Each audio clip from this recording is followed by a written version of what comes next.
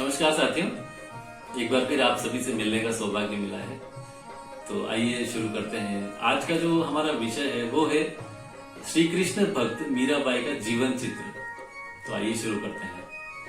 साथियों, मीराबाई का जन्म 1498 में राजस्थान के पाली जिले के जैतारण तहसील के कुड़की गांव में एक क्षत्रिय परिवार में हुआ था। इनके पिता का नाम रतन सिंह जी था तथा माता का नाम वीर कुमारी था। मीराबाई को बचपन में एक साधु द्वारा श्री कृष्ण की मूर्ति भेंट स्वरूप प्राप्त हुई। जब गांव में किसी की बारात आती है तो वर को देखकर मीराबाई पूछती है अपनी माँ से कि माँ, मेरा वर कौन होगा? तो माँ यूं ही जवाब देती है कि वो साधु द्वारा जो तुम्हें कृष्ण की मूर्ति भेंट प्राप्त हुई थी वही तुम्हारा वर है। तो मीराबाई ने मन ही मन श्री कृष्ण को अपना पति स्वीकार कर लिया और मीराबाई कहती है कि मेरे तो गिरधर गोपाल दूसरो न कोई, जाके सिर मोर मुकुट मेरो पति सोई।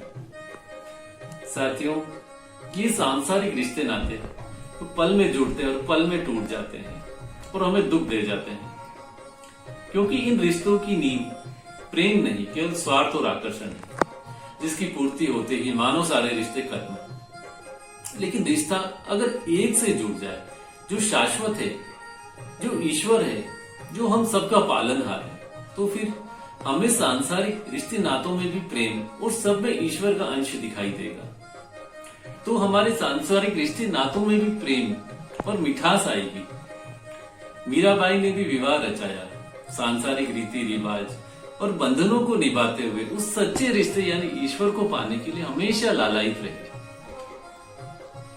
मीराबाई का विवाह मेवाड़ के महाराणा सांगा के पुत्र भोजराज से हुआ, जो मीराबाई के जीवन में बहुत सहयोगी बने।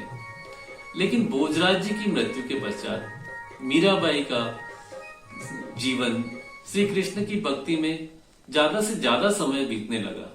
चित्तौड़ में साधु संतों का आना जाना बढ़ने लगा और मीराबाई का साधु संगत में लोक लाज खो बैठी।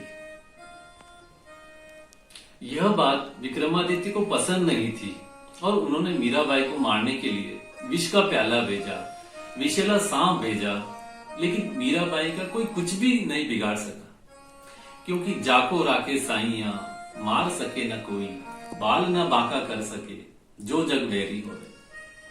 छोटी बड़ी समस्याएं मीराबाई को कभी विचलित नहीं कर सकी, लेकिन मीराबाई को लगा कि मैं जब तक चित्तौड़ रहूंगी तो विक्रमादित्य के अपराध और बढ़ेंगे और मेवाड़ का इतिहास कलंकित होगा।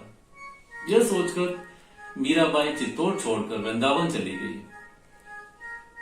कुछ समय वृंदावन बिताने के बाद जब मीराबाई को लगा कि वहां भी धर्म के नाम पर संघर्ष है, ऊंच नीच है, तो मीराबाई ने वृंदावन छोड़ा और द्वारिका चली गई। इसी तरह जब हमारे सांसारिक रिश्ते नातों में भी जब प्रेम की जगह ऊंच नीच आ जाती है, तो ऐसे रिश्ते नातों से भी हमें दूर भागना पड़ता है। मीराबाई के मेवाड़ से जाने के बाद से ही मेवाड़ में अप्रिय घटनाएं घटनी शुरू हो गई। मेवाड़ राज्य में ब्राह्मण पुरोहितों ने महाराणा से संवाद कर मीराबाई को द्वारिका से वापस लाने की आज्ञा ली और कुछ ब्राह्मण मीराबाई को लेने द्वारिका पहुंच गए। लेकिन अब मीराबाई का भरोसा इन सांसारिक रिश्ते नातों से टूट चुका था और मीराबाई कहती है, अब मैं वापस कैसे आऊं? मैं वहां आ चुकी हूं जहां से लौटना अब मुश्किल है। और यह कहते हुए मीराबाई श्री कृष्ण में विलीन हो गई। मीराबाई के जीवन चरित्र से यही सीख मिलती है कि जिस लक्ष्य को पाने की मन में एक बार ठान ली तो फिर बस कितनी ही मुश्किलें आ जाएं, बस अपने लक्ष्य को पाए बिना कभी भी वापस मत लौटो। मीराबाई श्री कृष्ण को ही पाना चाहती थी और पा गई। जय श्री कृष्णा साथियों।